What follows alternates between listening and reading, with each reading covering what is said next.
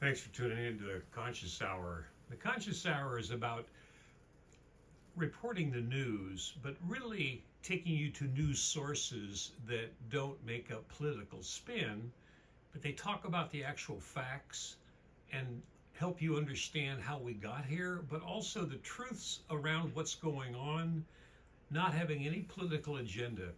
I'm putting this one on, and I encourage everybody to watch the Electronic Intifada. I started watching them on October 7th. They do great analysis, but this one I want you to watch. It's about the Strait of Hormuz and news that you will not see on the U.S. media. What the media does is they have a group of people that bring information together, and then they have what I call the script writers, and then they have the one that is the mouthpiece that sits and tells the story that they want you to hear. But they don't do analysis. And what the Conscious Hour does is analytical. We take the information, we find the truths, we find the solutions, and then we try to share them with you so you can understand better how your media is really not giving you the news, they're giving you drama. It's Hollywood. Let's get into this one. Thanks for tuning into the Conscious Hour. It's your Conscious Hour. I believe it's like day 1007. You guys have been amazing for these 1006 days. That's Thank how you so long much, they've been Helena. covering So the good to news. see you. Thank you, Helena. So let's start with the Strait of Hormuz and the broader Gulf region. What has been happening there in recent days? And do you see this as central to the fate of the Memorandum of Understanding? Trump suggested in recent days that the deal was over. And of course, we've seen this escalation of violence. Is this a return to full-scale war? Is that imminent? What do you think is going on? So it's not just that Trump has suggested that the MOU, the Memorandum of Understanding that was signed, he signed it in the Palace of Versailles on June 18th in two languages, in English and Farsi. So, there could be no misunderstanding in terms of interpretation as to what it said. He signed it. It is an international agreement. And yesterday at the NATO summit in Ankara, Turkey, he said he's tearing it up. He said it's ended. He called the government of Iran scum and other terrible words.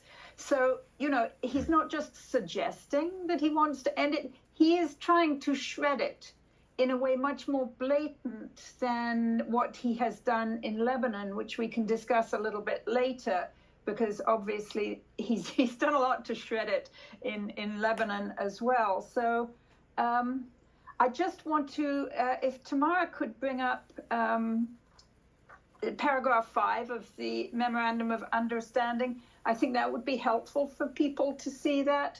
So this is what Trump signed.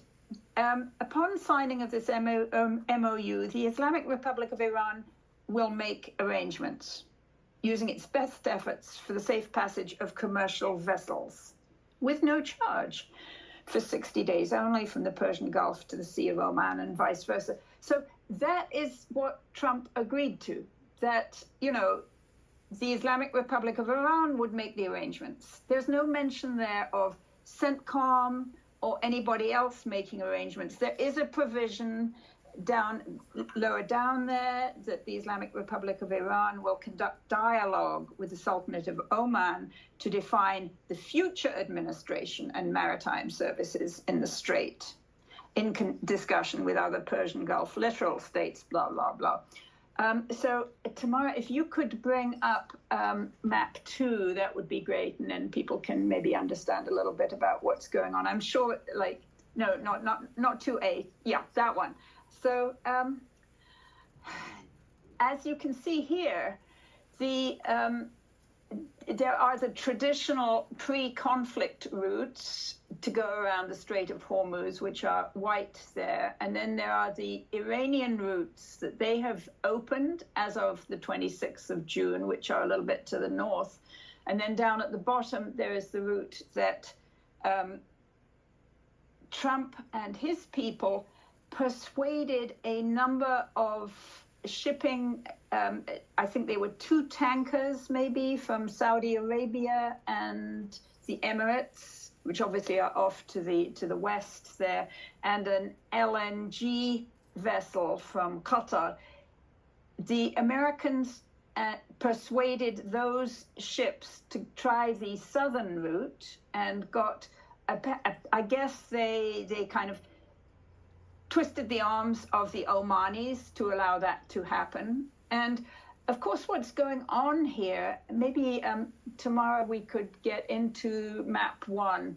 So, yeah, the Strait of Hormuz, all of it is territorial waters. There's no international water here.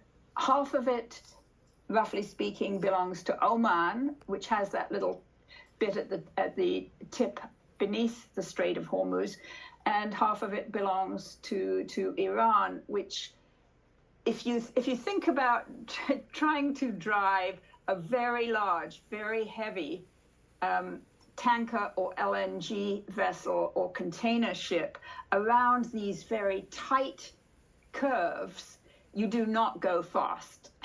You have to go, maybe 5-10 miles an hour, or as they say in shipping, knots, which is kind of equivalent to a mile an hour. So you go slowly, and you have to go along the agreed shipping lanes because there are other big ships there, and you don't want to crash into them. So on June 18th, that's what Trump agreed, that Iran gets to administer this for 60 days, during which they will have conversations with Oman and the other Gulf states over the lasting arrangements for shipping through the Strait of Hormuz. That is what Trump agreed, signed in 2 languages in the Palace of Versailles on June 18th. And that is what he tore up on Tuesday when he and his military people strong-armed, I want to say, persuaded maybe, the Omanis, the Saudis, the Bahrainis, and the Emiratis to use a different route. And so, to nobody's surprise, the Iranians were pretty angry, especially this was taking place, right in the heart of their funeral observances for the late Supreme Leader, Ayatollah Ali Khamenei, who was murdered. Of course, people here will know this, murdered along with many of his family members and about 120 senior officials of the Islamic Republic of Iran. So imagine having 40 million people show up to honor the late Khomeini and those other people that have been assassinated and murdered. 40 plus million people. And people like to say, oh, Iran's this terrible country. Let me ask you a question. How many people would be in the streets at Donald Trump's funeral? Or Joe Biden's funeral? Or Barack Obama? Pick one. This is the difference between a country that is 5,000 years old, has 8 different cultures, and it's never gone out and invaded foreign countries. I'm talking about Iran. They aren't the problem. The problem is gangster capitalism. And I've been coined that for the last 2 years. So think of it that way. We in the West like to invade foreign countries to steal other countries' resources to make our corporations even wealthier. Individuals. That's why it's gangster capitalism. Please share this. And one thing for sure, please donate and hit the like and share button and make comments. Tell me what you would like to see. Tell me what questions you have so I can start answering your concerns. Thanks for tuning in to Conscious Hour. Please hit the like and share button and please donate.